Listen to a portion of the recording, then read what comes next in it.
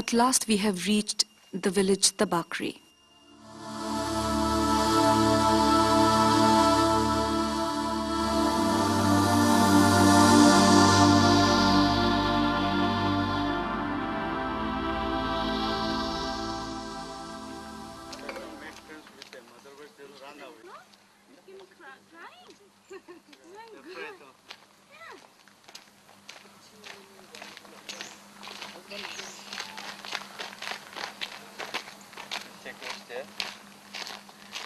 The Nokma, or the village head, welcomed us Is the headman warmly. of this village DABAKGRE, is the head and chief of this village. Not the village, is the landlord also.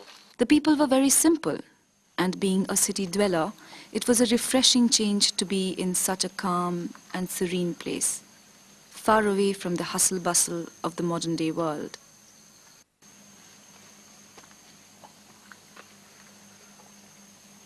The Nokma took us to his house, the largest one in the village, and offered us chi bichi, and welcome drink made from fermented rice.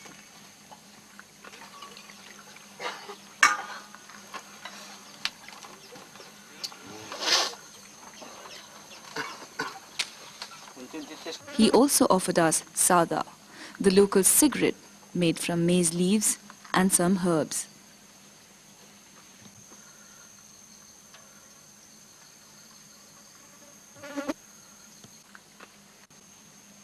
This tobacco for 80 rupees per kilo. The Garos have various forms of festivals and ceremonies, and divine rituals that reflect their traditional beliefs. Their religion is not animistic, but they believe that they are presided by a supreme God, the Creator. It is a monotheistic religion, but with certain polytheistic elements of worship. It seems that though it was originally a consummate monotheism, it may have lapsed into a gross polytheistic ritualism in later stages of development.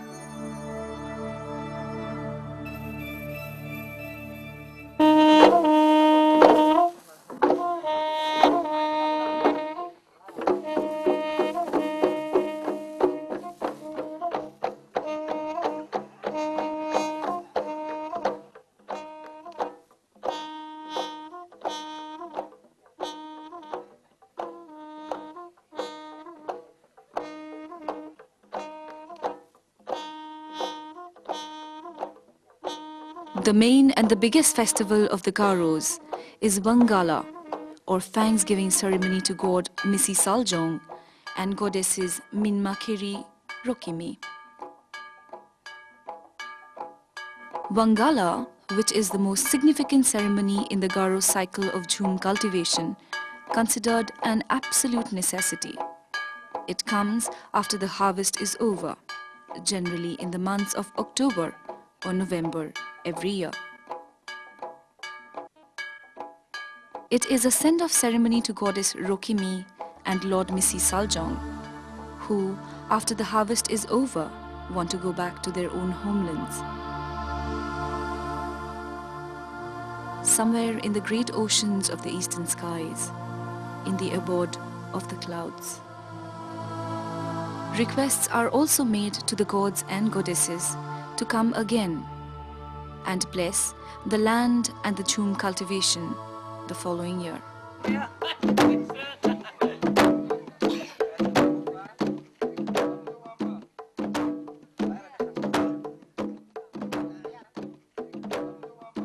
When all the preparations for the festival are over, Nokma fixes the date and accordingly informs the villagers. The young boys and girls get themselves new clothing and other necessaries for this function in order to look prettier and smarter. Everybody seems to be excited as the celebration for Wangala festival draws near.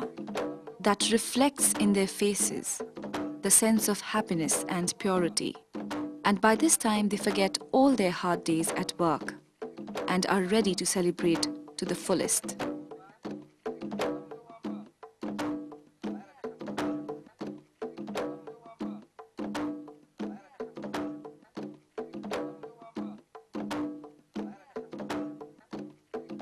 On the day prior to the main festival, the dwelling houses of the people, both outside and inside, are to be decorated with wanchi, or a white paste made out of rice powder, to mark this occasion.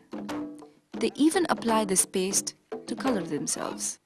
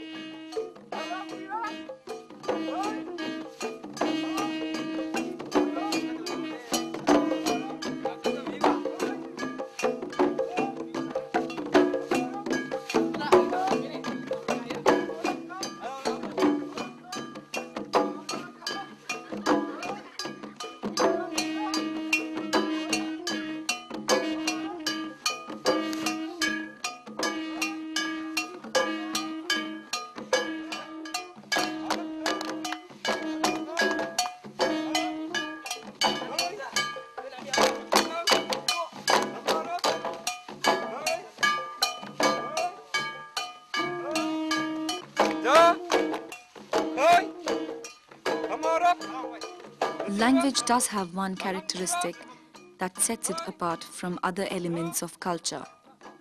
The Garos speak a totally different dialect from the other neighboring tribes, such as Khasis and Jaintias. The Garo language belongs to a subgroup of the Tibeto-Burman language family, which is known as Bodo.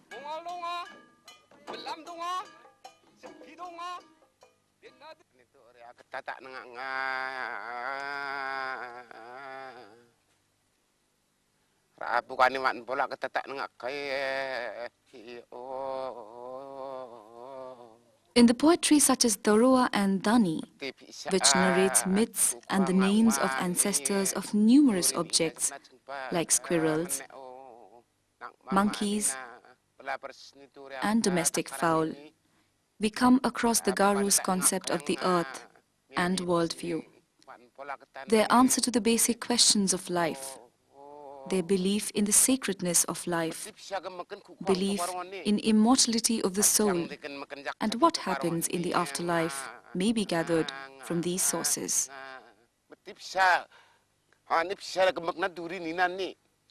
Kacang di kemaknawan boleh ni nani yang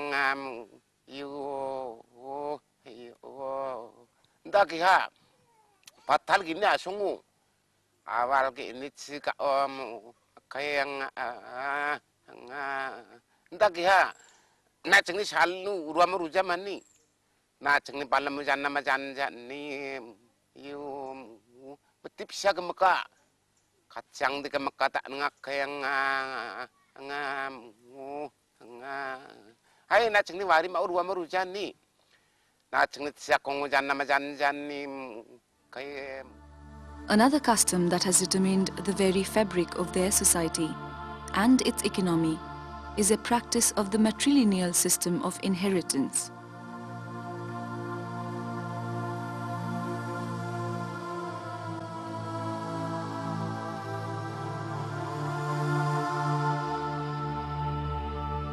Though the Garos are more flexible in their practice, as it is not so rigidly followed that the youngest daughter should inherit the ancestral landed property. The selection of the heiress depends on the parents' choice. The origin of matrilineal is narrated in Achekatta, the traditional oral sources.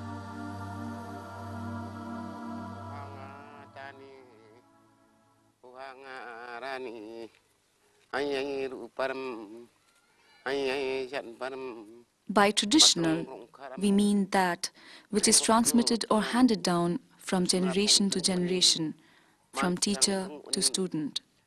This we see in the Nokpante, or the bachelor's dormitory system of the Garos, where all-round training is imparted to the young men. This is bachelor's dormitory. It is old one, but they are going to construct a new one. All the bachelors of the village gather here and sleep during night time. This dormitory is constructed by the villagers for the purpose of the bachelors. Girls are not allowed. Only males are allowed in this dormitory, and girls are not allowed. If any ladies found in this dormitory entering, will be punished by the headman. Here, they acquire knowledge in the fields of art, craft, carving, music, culture, physical fitness, warfare, defense, medicine, agriculture, and also moral standards and etiquette. Mirong amarong miko, pura ma Mexico, mayroon nukmam, ambis nukmam, kakaran ito The music of the Garos is untouched by grammar, untouched by musical science. It is a music which burst out of people. Where this had their origin and where they flow is equally unknown. What is known is that wherever and whenever hearts beat, there is music.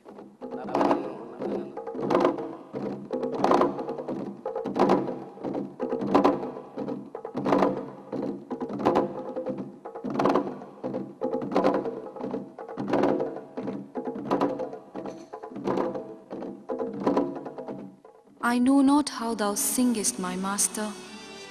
I ever listen in silence.